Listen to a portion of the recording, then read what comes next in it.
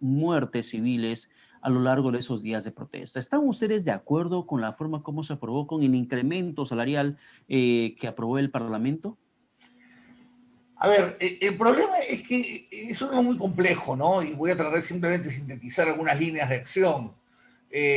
Lo que yo veo es que efectivamente había un problema de diferenciales de salarios muy importantes, pero también es cierto que no todos los centros de producción agrícola han tenido el mismo trato con los trabajadores, ¿no? Hay algunos que han cumplido de una manera mejor que otros.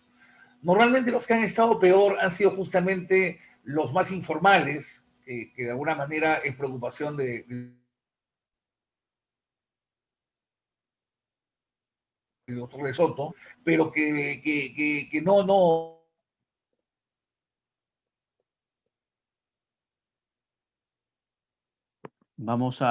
Tenemos la comunicación, se nos está complicando un poco la señal en estos momentos con el candidato al Hasta las Congreso, manos, la Julio verdad, Medina. pero de pronto me parece que algunos salarios, a decir de lo que he escuchado, podrían estar generando problemas para la operación, en términos de costos, para la operación de las agroexportadoras. Sin embargo, yo a lo que voy, aunque que el tema del Congreso, si yo hubiera sido congresista en estos días, yo hubiera pedido un mayor trato con los técnicos del caso, ¿no? Yo creo que ha habido poco diálogo técnico y creo que cuando el Congreso pretende reemplazar las funciones de los técnicos, comete errores de fondo. Porque los legisladores tienen que hacer leyes y las leyes tienen que basarse en posibilidades concretas, también políticas, pero también técnicas. Y creo que la parte técnica no ha estado muy presente tanto en este tema como en el debate de las tasas de interés, por ejemplo.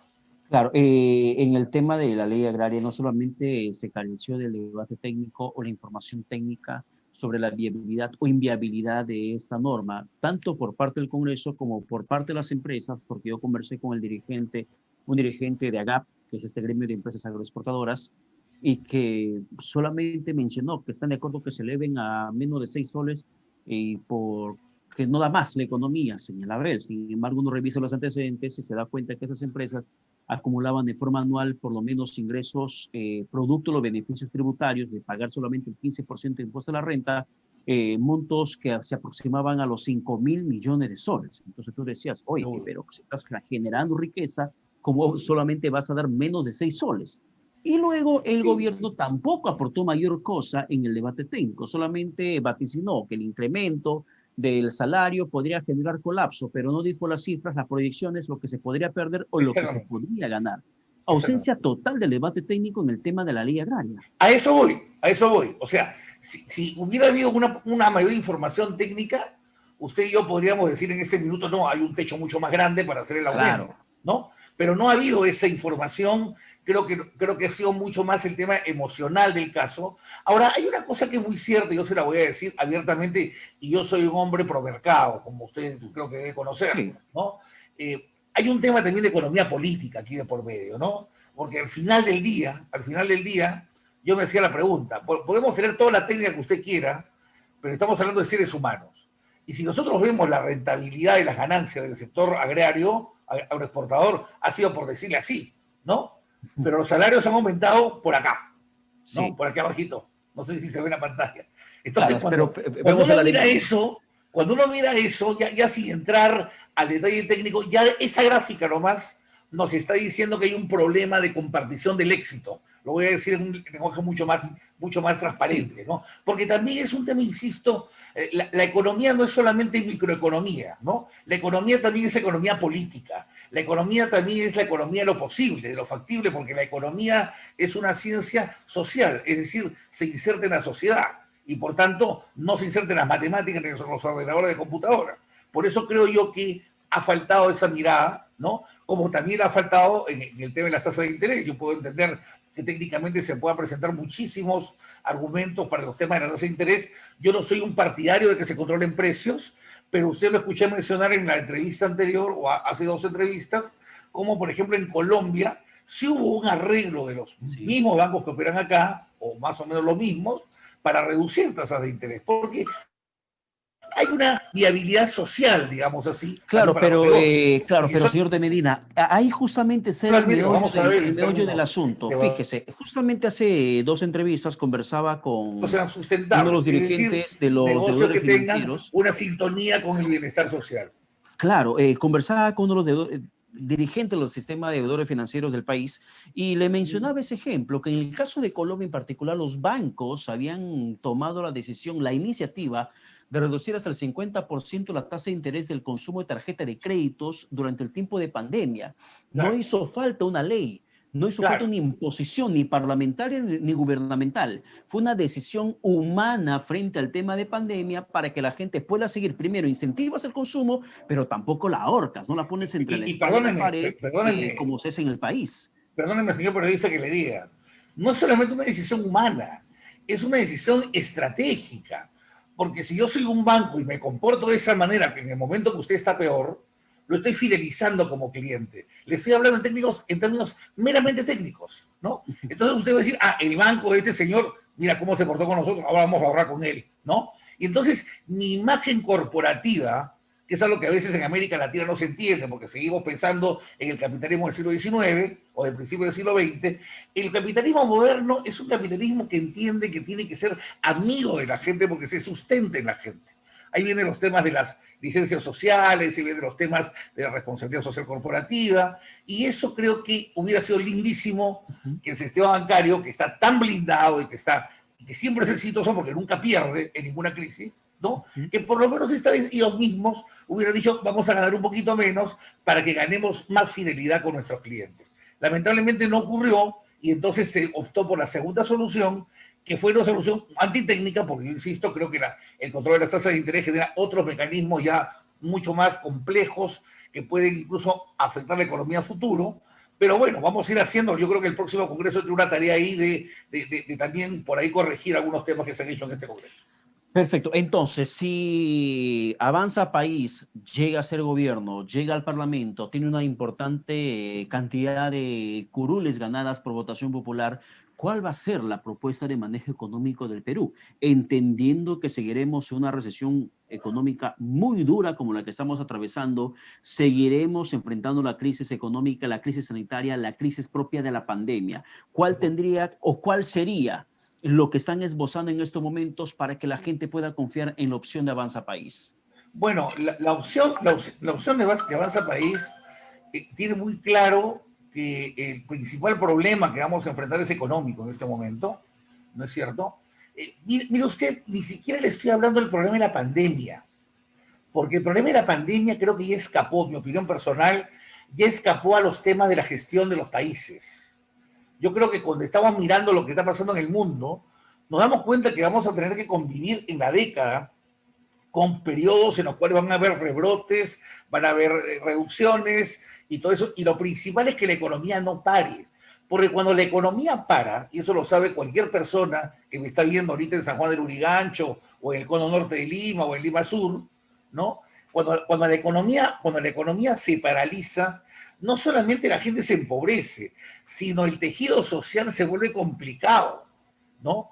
Y eso implica, por ejemplo, el aumento en la delincuencia, el aumento en la inseguridad. Entonces, de repente no nos morimos por COVID, nos morimos por un asalto. Entonces, ya estamos en una situación difícil. Por eso, la economía va a ser muy importante que se maneje bien.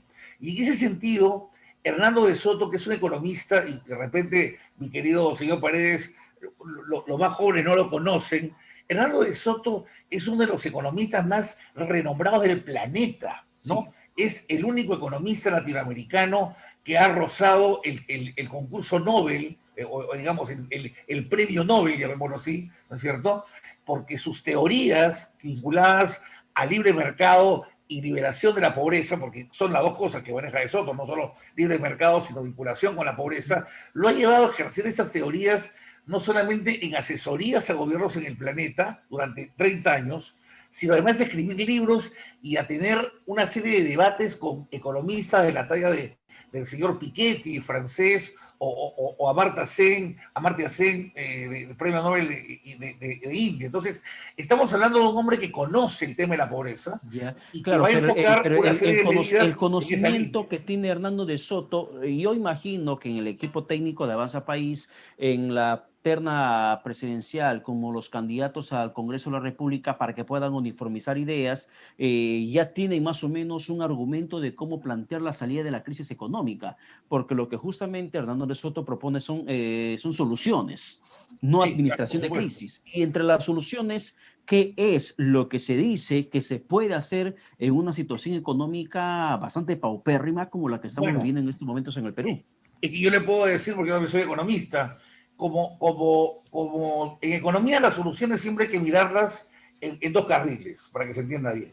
En el corto plazo y en el largo plazo, ¿no? En el corto plazo hay que tratar de salvar el aparato productivo, porque el aparato productivo genera crecimiento económico y eso genera empleo. Y el empleo genera que la gente pueda vivir, sobrevivir y crecer, ¿no? Entonces, eso es lo principal que hay que hacer en primer momento para que no se nos cierre todo lo que hemos construido en los últimos 30 años. Ya, en primera.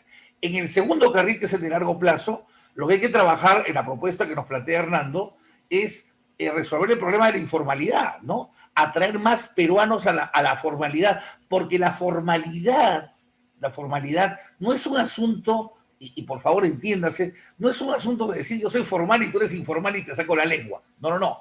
Es un asunto de que ahí me permite, por ejemplo, acceder al crédito, me permite hipotecar una casa, me permite conseguir más dinero para que trabajen conmigo, me permite valorizar mi propiedad. Entonces, por ejemplo, parte de lo que quiere hacer Hernando de Soto es una extensión de la propiedad para que tanto en el ámbito rural como en el ámbito urbano la gente tenga titulación de propiedad y pueda negociarla y generar créditos y demás. Es una de las vertientes, ¿no es cierto? ¿Ya? Otra de las vertientes de la propuesta de Soto es entrar duro al tema de la mejora de los servicios públicos. A ver, entendamos una cosa, señor Paredes. La pandemia nos ha cambiado prioridades, ¿de acuerdo? Si en algún momento las prioridades eran las carreteras y los puertos, hoy ya son, por ejemplo, los hospitales. Y necesitamos hacerlos aceleradamente. Un ejemplo claro, no es posible que en Lima Norte, o en Lima Este, o en Lima Sur, no haya por cada una de esas zonas un hospital del tipo del Rebagliati. Estamos hablando, mi querido señor, de que hay departamentos que tienen hospitales de alta complejidad, departamentos, ¿eh?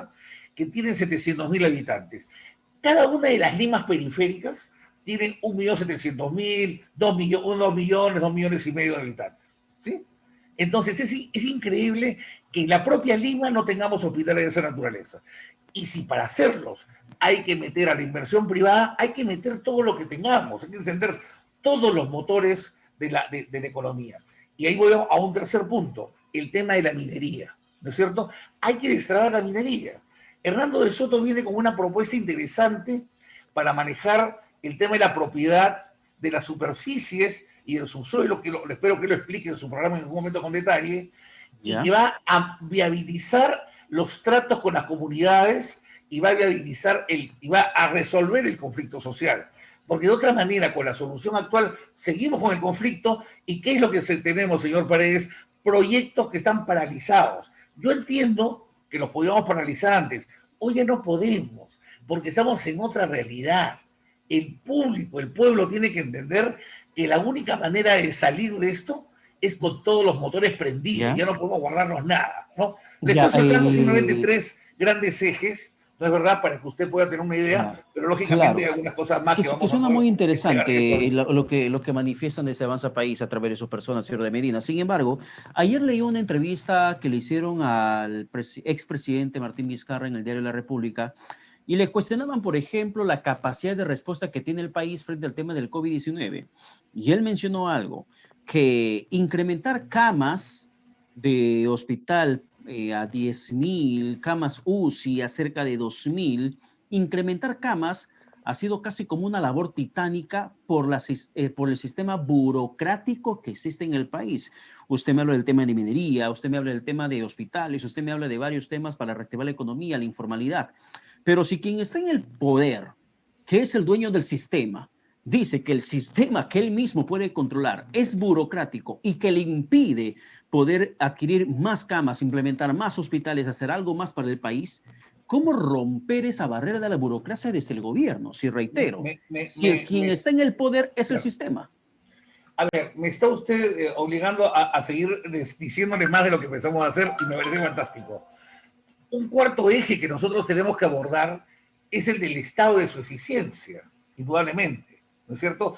Aplicar una verdadera reforma del Estado, ¿no es cierto? El Estado como está ha fracasado. Perdóneme, señor Paredes, que le diga, los jóvenes que han salido a protestar contra el Congreso han protestado en la puerta equivocada, pero yo los he entendido. En realidad no han protestado contra el Congreso, han protestado contra la forma de Estado que tenemos en el Perú, dentro del cual está el Congreso, ¿no es cierto? Porque el Ejecutivo también ha fracasado. De hecho, todo ese tema de las vacunas que no han llegado no ha venido el tema del Congreso, ha venido del Ejecutivo. Cuidado. De que no hayan hospitales no es un asunto ni del modelo económico ni del Congreso, es un asunto de la mala gestión de muchos gobiernos que no se dedicaron a hacer hospitales. Pero bueno, ese es otro tema. Ahora, eso es una reforma del Estado que, de nuevo, está en el carril del largo plazo. Pero ¿qué cosa haría yo en el corto plazo? Mi querido señor, aquí se han aplicado decretos de urgencia hasta para hacer estadios. Existe el mecanismo de los decretos de urgencia, pero ¿sabe lo que también existe? Una enorme falta de personalidad y liderazgo para ocupar esos instrumentos y traer las cosas como se deben traer. Un mandatario que tiene liderazgo y personalidad toma la decisión, firma unos 4 o 5 decretos de urgencia y se vienen inmediatamente las vacunas. No, obviamente no podemos entrar a la deliberación pública, porque imagínense usted, si acabamos a discutir públicamente hasta el nombre de las vacunas o el color de la etiqueta de las vacunas, nos demoramos hasta el fin de la década, ¿no? Hay decisiones que se tienen que tomar en el momento y de una manera ejecutiva. O sea, si el problema de la burocracia, y Martín Vizcarra se quejó de la burocracia, entonces en él estaba la solución: eliminar, mejorar ese poder burocrático de oficina. Señor Paredes, le estoy hablando algo concreto, no es imaginativo. En el Perú se han utilizado decretos de urgencia hasta para hacer el Estado Nacional, ¿no? Y se hizo. Se hizo el tren eléctrico que se demoró décadas en hacerse, que lo veíamos todos los días en San Borja pintarrajeado. Cuando se quiso hacer, se hizo en 7 meses. Y lo hemos visto. Cuando quisimos hacer los Panamericanos, para simplemente salir en televisión 2 semanas y botar la plata en eso, lo hicimos en 5 meses. O sea, sí se puede, señor Paredes, ¿no? Lo que falta es la decisión política. Bien, señor de Medina, consideramos que necesitamos otra entrevista para poder seguir hablando sobre las opciones que podemos tener dentro del Parlamento. Yo le pediría que invitara también a don Hernando de Soto para que pueda explayarse en los temas que usted ha mencionado, porque yo obviamente le puedo hablar las cosas que yo tengo en mente, pero él seguramente le va a poder explicar mucho más en detalle a nuestra audiencia qué es lo que viene con la propuesta de él. En mi caso, sin solamente soy un modesto candidato con el número 16 en el tren de Avanza País. Bien, muchísimas gracias por la entrevista. Un placer. Hasta otra próxima oportunidad y que tenga feliz año. Vamos a la pausa. Regresamos con más aquí a Rumbo al Poder por Vez Cable Televisión. Abonados, que el nombre de Vez Cable Perú